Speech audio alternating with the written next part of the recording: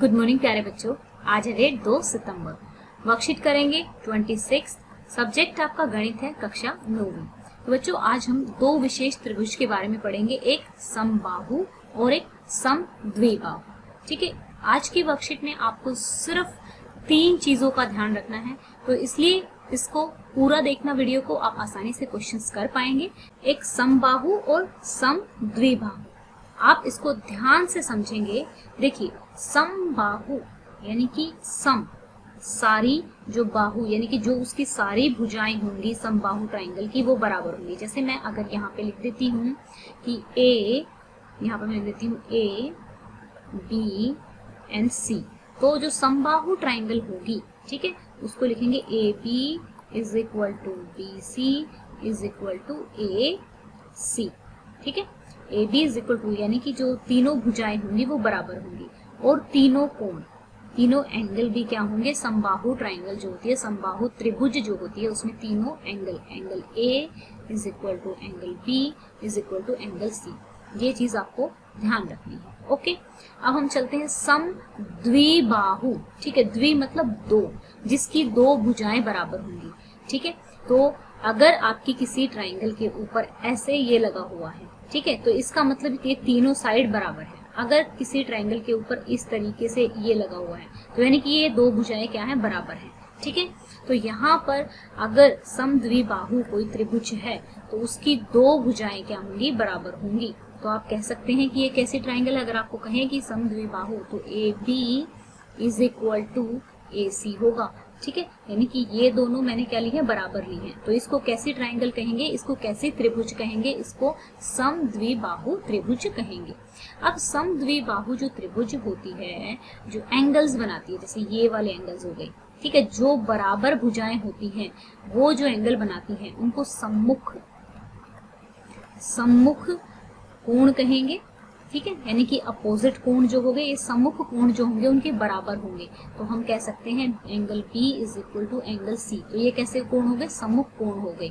और एक और बात इसकी खासियत है कि अगर हमें पता है इफ, ठीक है, यदि एंगल बी बराबर दिया हुआ है एंगल सी के, तो हमारी जो सम्मुख भुजाएं हैं वो क्या होंगी, बराबर होंगी। ठीक है, सम्मुख भुजाएं हमारी बराबर होंगी, किसमें, समद्विबाहु त्रिभुज में। ठीक है, तो यही चीजें बस आपकी पूरी वर्कशीट में यही चीज दी हुई है। अब इसको अप्लाई करके हम क्वेश्चंस सॉल्व करेंगे। तो चलिए चलते हैं। यहाँ पे आप बता देंगे समबाहु त्रिभुज जिसकी तीनों भुजाएं सेम होती हैं, तीनों एंगल भी उसके सेम होते हैं। मैंने साथ में बच्चों यहाँ पे इंग्लिश में आपकी वर्कशीट में लिखे हुए नहीं आए थे, तो मैंने यहाँ पे लिख दिया, समबाहु को इंग्लिश में इक्विलेटरल ट्राइंगल कहते हैं और समद्विबाहु को आइसोसेलेस ट्राइंगल कहते हैं। मैं हिंदी मीडियम के बच्चों से थोड़ा सा ज्यादा एक्सपेक्ट करती हूँ। मैं चाहती हूँ कि उनको जो वर्ड हिंदी में पता है उनको इंग्लिश में भी पता हो, क्योंकि क्या होता है, जब हम बड़े हो जाते हैं तो मैथ जो होता है हिंदी में नहीं रह जाता है, थोड़ा सा इंग्लिश की हेल्प लेनी पड़ती है। अगर आप छोटे हो अभी से, देखो जो बच्चे करना चाहेंगे, जो बच्चे इंप्रूवमेंट करना चाहते हैं वो तो करेंगे ही सही। तो जैसे कोण को एंगल कहते हैं, तो मैं चाहती हूँ कि आप अपनी कॉपी में जो नोट्स बनाओ ना, तो साथ में इंग्लिश का नाम भी साथ में लिख लो, तो उससे आपका आगे के लिए बहुत ईजी हो जाएगा मैथ्स। ठीक है, अब मान लो आप मैथ में बहुत अच्छे हो जाते हैं, किसी को ट्यूशन पढ़ाना चाहते हैं, अपने छोटे बहन भाई को पढ़ाना चाहते हैं, और उसके पास इंग्लिश मीडियम है, अगर आपको इंग्लिश के भी नाम पता होंगे तो आप उनकी हेल्प कर पाएंगे, है ना। तो इसलिए मैं हिंदी मीडियम वाले बच्चों के साथ इंग्लिश के नाम भी लिख देती हूँ। अब देखिए, समद्विबाहु त्रिभुज हो गया। अब दो चीजें मैंने आपको क्या क्या बताई है, एक तो समद्विबाहु त्रिभुज की बराबर भुजाओं के जो सम्मुख कोण होते हैं वो बराबर होते हैं, यानी कि जो अपोजिट सम्मुख कोण मतलब अपोजिट एंगल, ये वाले एंगल। ठीक है, मान लो ये दोनों भुजाएं बराबर हैं, तो ये दो एंगल क्या होंगे, बराबर होंगे। और अगर हमें ये दे रखा है कि भाई ये वाले दो एंगल बराबर हैं, तो हमें पता लग जाएगा कि ये दोनों भुजाएं भी हमारी बराबर हैं। अब इसी प्रॉपर्टी का, इसी का ध्यान, इसी को यूज करते हुए हम क्या करेंगे, हम अपने क्वेश्चन सॉल्व करेंगे। तो बच्चों देखो, यहाँ पे सोल्व करेंगे, y का मान ज्ञात कीजिए। y का मान आपको ज्ञात करना है। यदि EF is equal to EG है, EF is equal to EG, यानी देखो इन दोनों भुजाओं पे लगा हुआ ये साइन, तो यानी कि ये दोनों बराबर हैं।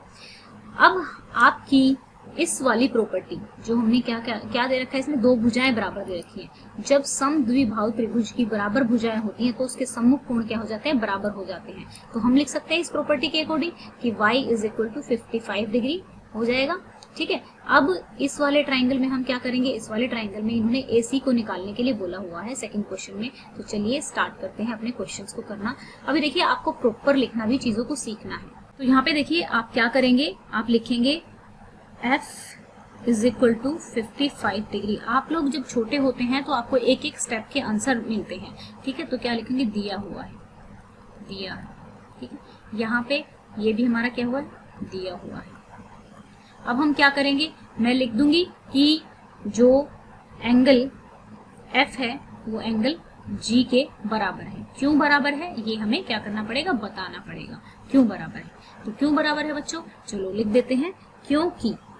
क्योंकि एक, यहाँ पे आपको लिखना है ये, ठीक है। वैसे मैं टाइप कर सकती थी लेकिन मैं इसीलिए लिख रही हूँ ताकि आप लोगों की भी आदत हो सके। समद्विबाहु त्रिभुज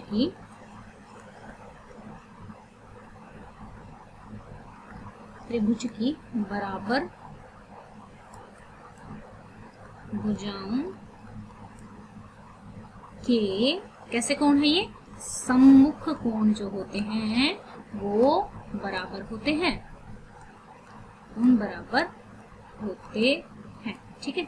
ये मैं कंप्यूटर पे लिख रही हूँ तो इसलिए थोड़ा बड़ा बड़ा लिखा जा रहा है। आप अपनी कॉपी पे पूरा ब्रैकेट बंद कर देंगे तो मैं लिख सकती हूँ F की वैल्यू कितनी दी हुई है, 55 डिग्री, और G की वैल्यू क्या है, Y। तो Y की वैल्यू कितनी हो गई, 55 डिग्री। तो हमारा ये आंसर आ गया है। आई होप ये आपको अच्छे से समझ में आ गया होगा। अब हम करेंगे अपना सेकंड क्वेश्चन। तो किस तरीके से करेंगे सेकंड क्वेश्चन को, सेकंड क्वेश्चन में क्या दिया हुआ है, AB, ठीक है, दिया हुआ साइड, BC दिया हुआ है साइड, ठीक है, और AC साइड दिया हुआ है। दिया क्या हुआ है, angle A is equal to angle B कितना दिया हुआ है, 40 डिग्री दिया हुआ है, ठीक है। और ये 40 डिग्री जो है ये बराबर है, ओके। ये यहाँ पे लिख देंगे क्या है, दिया है, ठीक है। अब उसके बाद क्या करेंगे, यहाँ पे हम लिख देंगे BC is equal to 8 centimetre. Centimetre भी लगाना जरूरी है, आपके छोटी छोटी चीजों के नंबर कटते हैं छोटी क्लासेस में। बड़ी क्लासेस में तो आपको इतना कुछ नहीं लिखना होता, बस आंसर निकालना होता है, लेकिन आपको स्टेप बाय स्टेप क्वेश्चंस को करना है, ठीक है। अब हम क्या करेंगे, हम देखेंगे, हमें पता है, क्या पता है कि angle A is equal to angle B है, ठीक है। अगर angle A equal to angle B है, अगर क्या दिया ही हुआ है, तो इसीलिए देयरफॉर हमारा जो क्या है, इसीलिए जो AC है वो किसके इक्वल हो जाएगा, BC के बराबर हो जाएगा। और ये कैसे होगा, ये हमें लिखना पड़ेगा। कैसे लिखेंगे इसको, किसी त्रिभुज के बराबर कोणों का, किसी त्रिभुज, ये याद करना है आपको, बहुत काम आएगा ये आपको 10वीं क्लास में भी। त्रिभुज के बराबर कोण के सम्मुख, किसी त्रिभुज के बराबर कोणों के सम्मुख भुजाएं क्या होती हैं, बराबर होती हैं। समझाया था ना अभी, बराबर होती हैं, ठीक है। तो ये हो गया हमारा, ये आपको लिख देना है। अब बच्चों AC is equal to BC हो गया। अब आप मुझे ये बताइए BC की वैल्यू क्या दी हुई है, वैल्यू पुट कर देंगे, AC एज इट इज रखेंगे। BC की वैल्यू क्या दी हुई है, 8 सेंटीमीटर दी हुई है, तो 8 सेंटीमीटर रख दिया। तो AC की वैल्यू, सॉरी ये कोण नहीं आएगा यहाँ पे, वेट अ सेकंड, यहाँ पे ये कोण नहीं है, ये हमारी भुजा है, ये इसको ठीक कर लेना, मैंने गलती से लिख दिया है, ओके। तो AC यहाँ पे भी नहीं आएगा ये, okay. AC is equal to 8 centimetre हमारी ये भुजा आ गई, और यही हमें निकालना था, ओके। ये प्रॉपर्टी मेन इस क्वेश्चन में क्या है, ये प्रॉपर्टी आपको याद होनी चाहिए। अगर ये आप नहीं लिखेंगे और आप बेशक आंसर निकाल देंगे तो आपके नंबर कट जाएंगे। तो इन प्रॉपर्टीज को याद रखना बहुत जरूरी है। आई होप आपको जो ये वीडियो है अच्छी लगी होगी। अब एक और इम्पोर्टेंट बात मैं आपको बताना चाहती हूँ, बहुत सारे बच्चों ने इनिशियली हमें कमेंट किया था कि मैम हमें इंग्लिश अच्छे से नहीं आती है, तो प्लीज इंग्लिश शुरू से स्टार्ट करा दीजिए। तो निशा मैम आपकी इंग्लिश स्टार्ट उन्होंने करा दी है। तो 2 कैटेगरी के बच्चों, यानी कि 2 तरीके के बच्चों के लिए हमने स्टार्ट की है। एक बच्चे जो बिल्कुल इंग्लिश नहीं जानते, जिनको बिल्कुल ए से लेटर किस तरीके से बनाना है, अराउंड 1-1.5 महीने में आपकी इंग्लिश अच्छी हो जाएगी अगर आप अच्छे से समझेंगे तो। क्योंकि डेली 5 या 10 मिनट का ही लेक्चर आपको देखना होता है, जो कि 12 से लेके 6 बजे के बीच में हम डालते हैं निशा मैम का लेक्चर, ठीक है। तो एक तो ये, अब जिनको बिल्कुल भी बेसिक्स नहीं आता है तो ये बेसिक के लिए है। और दूसरा थोड़ा सा एडवांस में इतना ज़्यादा एडवांस नहीं है। एडवांस में क्या है, जिनको बेसिक आता है और जो डायरेक्टली टॉपिक की डिमांड कर रहे हैं, जैसे कि रिपोर्टेड स्पीच की, पार्ट ऑफ स्पीच की, नाउन की, ठीक है, ये लोग भी थोड़े ही दिन में ये वाली वीडियोस समझ में आने लग जाएंगी इनको भी, ठीक है। दोनों ही वीडियोस जो भी आपकी कैटेगरी को सूट करता है, जिस तरीके का भी आपका इंग्लिश का लेवल है, आप वीडियोस देख सकते हैं। ओके बच्चों, तो ये थी हमारी आज की वर्कशीट। आपकी जो फीडबैक होती है, जो आप हमें मैसेज करते हैं, वो हमारे लिए बहुत इंपॉर्टेंट होते हैं, क्योंकि उसी के हिसाब से हमें पता लगता है कि बच्चों को कितना कराना है और क्या। अगर आप चाहें तो चैनल को सब्सक्राइब कर सकते हैं, अगर आपको हमारा कंटेंट अच्छा लगता है, समझाने का तरीका अच्छा लगता है। Thank you, have a nice day, may God bless you.